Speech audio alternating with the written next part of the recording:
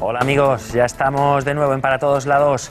¿Se han planteado alguna vez qué significa ser padre? Una pregunta aparentemente sencilla, pero difícil de contestar. Seguramente tendríamos una respuesta diferente de cada uno de ustedes. Sin embargo, muchos coincidirían en que el concepto de padre ha cambiado en los últimos años. ¿Y de qué manera? De ser exclusivamente el encargado de la manutención de la familia, el padre ha pasado a tener un papel más activo en casa y en el cuidado de los niños. En Para Todos Lados nos preguntamos a qué se debe esta evolución. Queremos saber qué significa hoy en día para los hombres asumir la paternidad y las responsabilidades que ello conlleva. Para empezar, nada mejor que nos cuenten cómo lo viven en primera persona. Creo que una gran parte de la implicación de los padres de hoy en día es cultural. La sociedad ha cambiado, también ha cambiado el rol de la mujer en la sociedad, tampoco puede estar la mujer metida en casa cuidando a los niños. Y la mayoría de padres de mi edad pues hemos asumido nuestro papel, ¿no? Que es cuidarnos del 50% de las faenas de la casa o de las hijas. A las 9 de la noche, cuando estás agotado de luchar con ellas, de hacer cosas y ves que todavía te queda un montón de faena por preparar, que te irás a dormir a la 1 y pico, dices, hombre, pues quizá mejor dos padres antiguos que se dedican solo a su trabajo, porque yo también dedico muchas horas a mi trabajo y estoy muy vinculado, ¿no? Pero luego lo piensas detenidamente y que va, es mucho mejor estar con ellas y compartir su educación.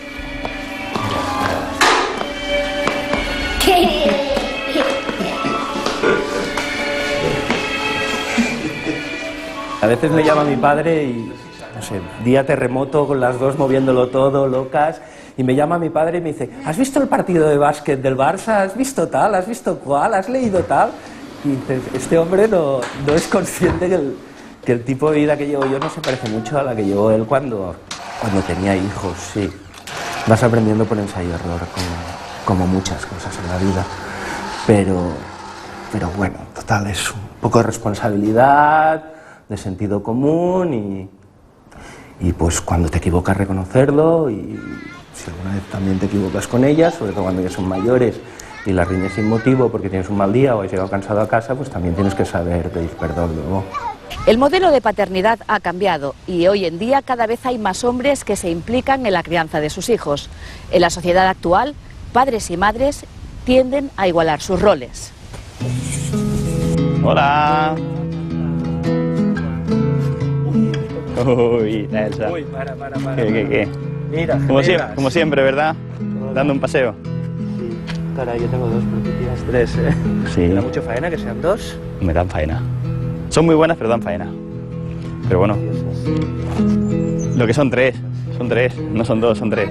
Hoy en día, tanto la mujer como el hombre trabajan, o lo intentan, dada la situación, y antiguamente, por lo menos desde la parte de mi familia, solo trabajaba el padre, con lo cual era un poco la situación que se daba en casa. El padre trabajaba, la madre cuidaba de los críos y cuidaba también a más de la familia, ahí de la casa en este caso. El tiempo que no estás trabajando, claro, tienes otras ocupaciones. Antes dedicaba más a los hobbies, antes dedicaba más tiempo a disfrutar un poquito del tiempo libre y ahora, pues aparte, tienes que cuidar a los críos. Pero también tiene su parte buena. O sea, atender a la familia también tiene su parte buena. Ah, que es muy pequeñito el tren y no corre. Vale. ¿Vas a ponerle pilas? Venga. Cuando los tres reclaman, siempre se siente desbordado, porque atender a los tres es muy difícil. Pero ya has inflado el tren. Pero haciéndole un poquito de caso a cada uno y dándole un poco el tiempo a cada uno que se necesita, se lleva bien. Alguno de los dos tiene que hacerse algo a los críos. Si pudieran ser los dos, fantástico. Pero si no, al menos que sea uno. Y siempre que sea padre o madre, en este caso, porque si dejamos que sean los abuelos los que lo educan, claro, tener hijos para que los cuiden los abuelos es un poco injusto en este caso, ¿no? El instinto paternal nace o se hace. Unos opinan que es un hecho biológico, otros que es cultural. Sea como sea, la sociedad actual está transformando la manera como se vive la paternidad y los hombres se implican cada vez más en la crianza de los hijos. Pues bien, para hablar de cómo se vive la paternidad hoy en día. Nos acompañan en la mesa de Para Todos Lados Maricruz Rodríguez del Cerro, catedrática de Psicobiología de la Universidad Nacional de Educación a Distancia. Ha participado en diversas investigaciones sobre cómo afecta el vínculo parental en el organismo. Buenas tardes, bienvenida. Hola, ¿qué tal? También nos acompaña Tomás Malmierca, padre de 8 hijos, pedagogo y director técnico del Centro de Orientación Familiar FERT. Muy buenas tardes. Buenas tardes. Bienvenido. Y por último, Purificación Heras, profesora de Antropología Social y Cultural de la Universidad Miguel Hernández de Elche, directora también del Seminario Interdisciplinar de Estudios de Género de la Universidad Miguel Hernández. La primera pregunta, muy buenas tardes, bienvenida. Buenas tardes. La primera pregunta, decía, es un poco general para los tres. Quiero saber si la paternidad o el ser padre hoy en día ha cambiado mucho con respecto a ser padre en décadas pasadas. Bueno, es obvio que sí, y lo tenemos en el reportaje previo y en cómo los dos padres nos han contado cómo les ha cambiado la vida el ser padres y cómo es distinto a cómo eran sus propios padres, ¿no? En España, desde luego, este tema es evidente, pero no solamente en las sociedades actuales, en las sociedades occidentales, por así decirlo, tenemos este cambio de rol, este cambio de función de los padres, implicándose ya desde que nacen los niños, incluso antes, durante el embarazo, cómo acompañan a las madres a los cursos de preparación, etcétera. Esto ha cambiado tremendamente, pero la creencia que tenemos es que esto ha cambiado solamente en sociedades occidentales y que esto se debe a una evolución y a un desarrollo social en las sociedades más desarrolladas. Sin embargo, en sociedades primitivas hay casos excepcionales, como ese en el 2007, si no recuerdo mal, se dio el premio al mejor padre del mundo al pigmeo Aka, en África Central. Pasa más de un 50% de tiempo con sus bebés. Él es guerrero, ellas son agricultoras y lo más curioso es que lo llevan en una especie de banda cuando ellos salen a cazar y llevan a los bebés y los bebés succionan del pecho de los padres. Evidentemente no tienen un nivel de prolactina muy bajo, pero eso hace que haya un vínculo tremendo en esa sociedad y es una sociedad pacífica. Esto quiere decir que lo inicial es crítico, las relaciones y los vínculos paterno y materno-filiales, cuando son tan afectivos y tan cercanos. Aunque el niño en este caso no tenga su recompensa, porque obviamente... No, pero bueno, ya ellos ya, me imagino, vamos, y de hecho así lo describen, tienen ya controlados los tiempos, pero para que el niño no llore y el niño esté relajado y tranquilo, succionan una especie de calostro, parecido a lo que... Pero bueno, esto simplemente es una puntualización para que pensemos que no solamente el ser padres es algo moderno y el implicarse en la crianza de los hijos es algo moderno, se da en algunas culturas también de África y bueno, que sí, que ha cambiado. Tomás, ¿de acuerdo con el planteamiento de ese cambio? No del todo. ¿No? A mí me gusta siempre discrepar. Eso está muy bien.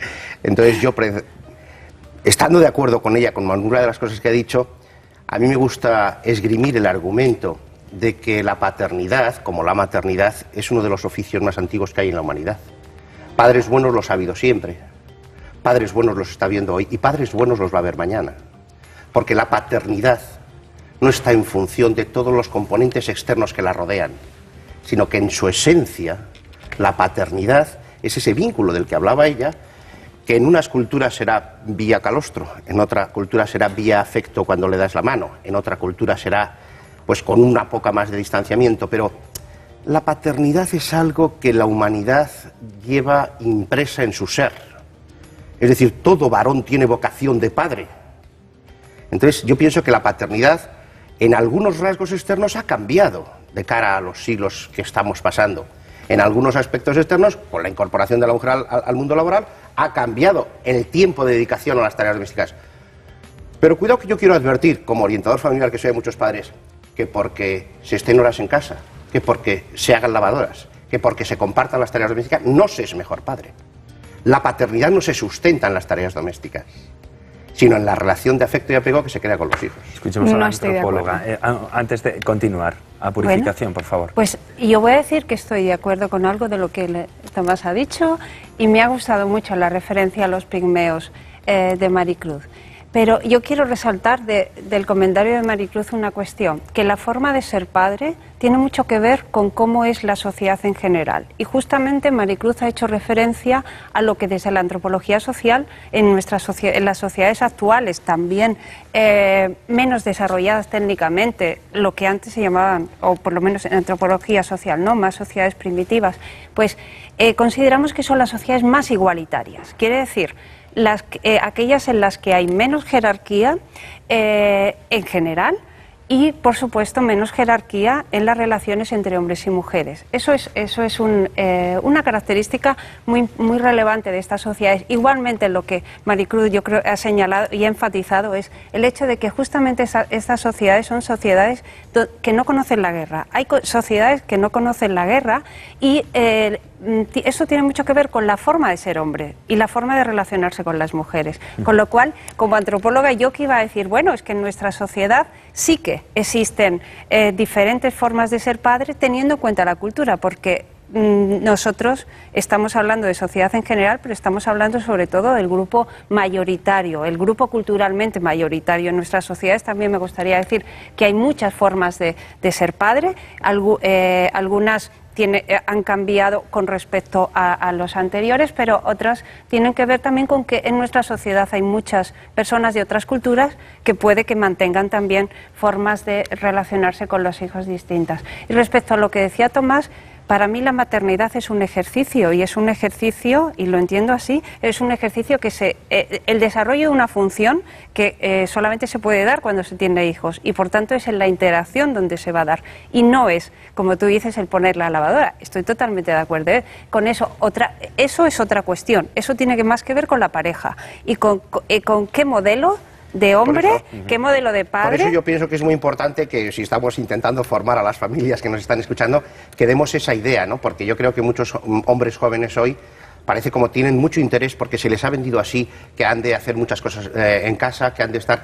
Y eso es cierto, indudablemente hay que igualitar, no sé hasta qué punto, o por lo menos distribuirnos las tareas domésticas en casa, porque verdaderamente la mujer se ha convertido también en, como decíais al principio, en proveedora económica para el sustento de la familia. Pero claro, parece como si la paternidad o la maternidad se sustentara solamente en los cuidados de un hogar, que tiene algo que ver, pero que no es solo eso, ¿no? De la misma forma que estabais comentando ahora, de que decíais, bueno, pero claro, en una sociedad de paz, bueno, vamos a entender qué quiere decir eso, porque si solamente en esas sociedades de paz el padre empieza entonces a ejercer bien su tarea, te diré, contrasta con lo que ha dicho ella, la profesión del pigmeo seguía siendo guerrero. No, guerrero no, cazador. Cazador. Bueno, tiene su violencia al cazar. Tiene que comer. Claro, por eso. Entonces dices, vamos a ver, el ser humano es el ser humano. Entonces hay estudios que vosotras conocéis perfectamente, seguramente mejor que yo, que demuestran que, por ejemplo, no ejerce la disciplina igual la madre que el padre. Entonces un padre tiene que saberlo, que tiene que ejercer la disciplina con sus hijos de forma masculina, no de forma femenina. ¿Entiendes? ¿Por qué? Bueno, hay estudios que demuestran que genera eso unos troquelados en el cerebro de los niños y de las niñas que les permite luego entender la sociedad tal y como está estructurada. Porque aunque sea más igualitaria... Eso ya no lo pillo, Tomás, de verdad. Eso ya no lo pillo, el troquelado hacia la masculinidad o la feminidad. Yo pienso que sí, son... Mira, vamos a ver, estoy de acuerdo contigo en que el ser padre y el ser madre es algo inherente a la especie, porque es la supervivencia de la especie. Innecesario. Eso es así. Pero en lo que no estoy de acuerdo contigo es en que el tema de estar involucrado en la crianza de los hijos no es esencial para ser buen padre. Es absolutamente esencial que los padres se impliquen. Y buenos padres los ha habido siempre, evidentemente. Nuestros padres han sido fabulosos y a mí seguramente mi padre no me cambiara nunca. No lo cambiarías nunca. No me cambiaran nunca de pañales ni... Por eso te iba a decir, antes había buenos padres y no había esa implicación. Pero los cambios sociales están aquí, y hay que asumir que efectivamente desde el descubrimiento de la píldora y la incorporación de la mujer al trabajo se han dividido, han cambiado y se han dividido las pautas de manera que ahora ya no es una división dicotómica, tú en el trabajo y yo en el hogar. Cierto. Con lo cual, lógicamente, las funciones han cambiado, pero unos pasos, y más en nuestro país, agigantados. Y bienvenidos sean, porque desde luego las últimas generaciones ellos son los primeros que te dicen, y lo has tenido, es una muestra de 2 padres nada más, pero dicen, yo no me quiero perder el ser padre. Eso lo ha dicho. No me lo quiero perder. Dice, fíjate que ha dicho la frase que le he apuntado, dice, tiene su parte buena. Es decir, es que entonces tiene partes malas. Hombre, claro, dices, claro bueno, que tiene partes malas, te aburres, dice, te cansas, pero también le pasa a la mujer. Claro, también le pasa a la mujer y no por eso renunciaba. Por eso te quiero decir que dices que no pueda parecer que tampoco el papel que tiene que hacer ahora el padre tenga que parecerse al papel de la madre. Eso es lo que yo quiero salvar. Eso es lo que quiero orientar a muchos padres. ¿Pero por qué no? Porque ¿Se les va a troquelar de manera diferente? Somos diferentes en todo. Pues claro que somos diferentes. Me lo dices a mí, que soy psicobióloga, y el cerebro es distinto. Si tú tienes que saber mucho más el cerebro es distinto, pues claro. Pero una cosa es el cerebro y otra cosa es el comportamiento. Me gustaría decir, yo creo que la idea de que el padre es no solamente el preñador, el proveedor y el protector, está cambiando. El padre, ahora mismo lo que se piensa en nuestra sociedad, y en otras sociedades ha tenido también, como decía Maricruz, un papel o el desempeño del papel de padre, que es uno solo, que es el de padre, ha cambiado. Pero esto, yo no estoy de acuerdo en que haya una idea de esencia. ¿De qué es eso? ¿Qué quieres decir con la esencia de ser padre? Yo creo que lo estaba refiriendo, si no lo he entendido mal, al hecho de que el padre tiene que imponer o impartir Mira, yo tengo una teoría preciosa y digo que un padre lo primero que tiene que hacer es estar con sus hijos. No se puede ser padre a distancia, es imposible. Perdona, pero lo que decías, Entonces, lo que habías dicho era, bueno, es que el padre tiene que enseñar la disciplina. Como factor diferencial del padre hacia la madre es la forma de ejercer la disciplina. Pero la forma las madres, de jugar, la forma de enseñar las asignaturas, la forma de tener su higiene, la forma de arreglarse, la forma de pasear, la forma de ir al monte. Es diferente para hombres y para mujeres, por la forma en que expresamos, Tomás, no cabe y eso, duda, que quieras que no. No cabe duda que los padres y las madres interaccionan de distinta manera con sus hijos. Eso es así. El padre se lleva a los críos al fútbol, pero bueno, eso no indica que estén tan definitivamente troquelados los papeles. O marcados los papeles, de acuerdo, no. De acuerdo. De hecho, mira, hay un estudio no tan reciente, del 2008 por ahí, que se realizó a través de Caixa, de la obra social de la Caixa, sobre si educaban de diferente manera padres y madres. Los resultados fue que no hubo unas diferencias estadísticamente significativas entre castigos, premios. Pues depende de dónde se haga. Lo hicieron en toda España. Las muestras procedían de todo el Estado español. Yo llevo 30 años dedicándome del año 2008, a la orientación a las familias. Del año 2008, que probablemente ahora estarán todavía esas... Pues te puedo asegurar que no castigan igual los padres que las madres, no regañan igual los padres que las madres, no exigen de la misma manera. No hay diferencias estadísticamente significativas. Yo pienso que no se habrán hecho buenos estudios al respecto, me parece. Yo me fío del estudio. Pero bueno... Bueno, yo tengo aquí muchísimos estudios de personajes americanos y indudablemente hay algunos muy llamativos, ¿no? Hay algunos muy llamativos. Por ejemplo, te vienen a decir, dice Elena McCovey, una psicóloga de la Universidad de Stanford, que habla de los dos sexos, las madres y los padres reaccionan de manera diferente para los bebés. Sí. Y entonces te empieza a explicar cómo todo dices, bueno, pues es llamativo. Eso no quiere decir que la educación posterior sea diferente. Bueno, antes de entrar en un bucle, hablemos de ese instinto paternal. Es decir, Maricruz, ¿se establecen o hay estudios que reflejen cambios en el cerebro de un hombre o una mujer cuando se es padre? Sí, hay estudios en cerebro de mujer con resonancia magnética funcional. De hecho, en mi grupo de investigación trabajo en colaboración con un grupo de Estados Unidos de la Universidad de Rutgers. Y hemos visto que en la mujer se activa un núcleo que es el núcleo paraventricular, que es donde se sintetiza oxitocina, que es la vulgarmente llamada hormona del cariño, hormona del amor, de la emoción. De manera cuando tú te abrazas aumenta, y si está aumentada tienes una tendencia a ser más amoroso. Bueno, y esos estudios, perdona, no se han hecho en varón.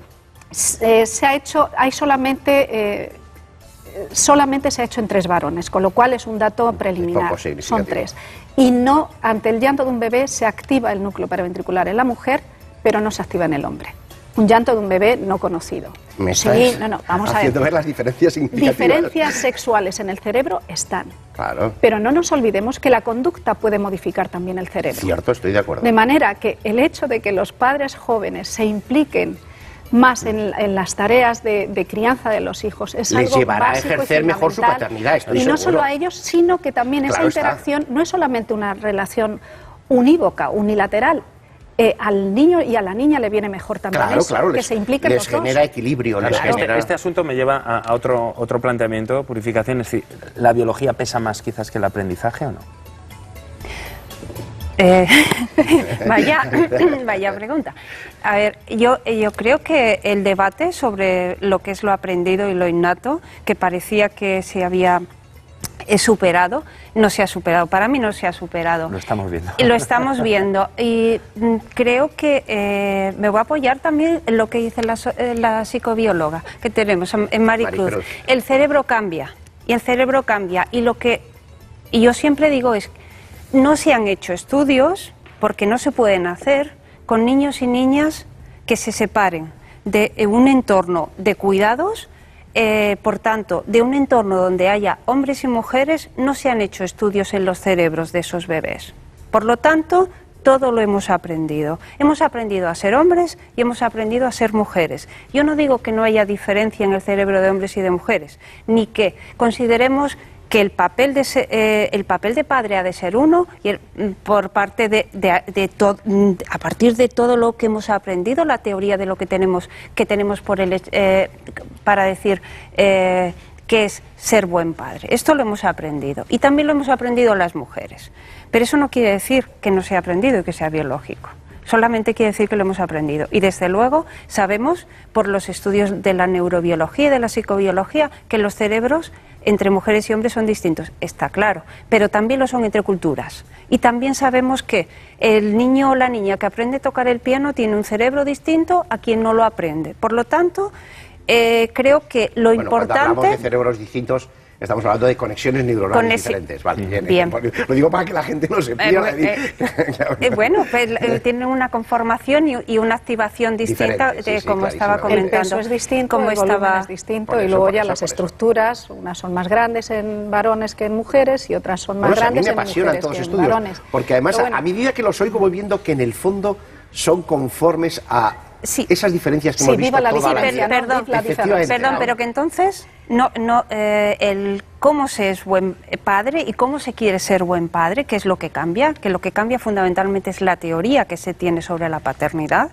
Eso es lo que hace que se considere que algo es, que una forma de actuar es de ser buen padre o de no serlo. Entonces eso lo hemos aprendido, y lo que ocurre en la actualidad es que los hombres, si bien no han aprendido a ejercer una interacción con los bebés desde que son pequeños, porque no han jugado con muñecas, ahora muchos de ellos, como hemos visto en el documental, están ejerciendo una forma de interaccionar con sus hijos que es fundamentalmente a lo que se refiere a la paternidad distinta, y que esto se caracteriza en nuestra sociedad fundamentalmente por empezar a pensar que la paternidad es un ejercicio, que es una experiencia, y que es una experiencia que enriquece y que provoca crecimiento personal. Esta idea a la que equilibrio afectivo en los hijos y tranquilidad emocional. Estamos de acuerdo. Eso es cierto. Estamos de acuerdo, pero que cuando está la acción del padre y de la madre entrelazada, que son completamente diferentes pero complementarias,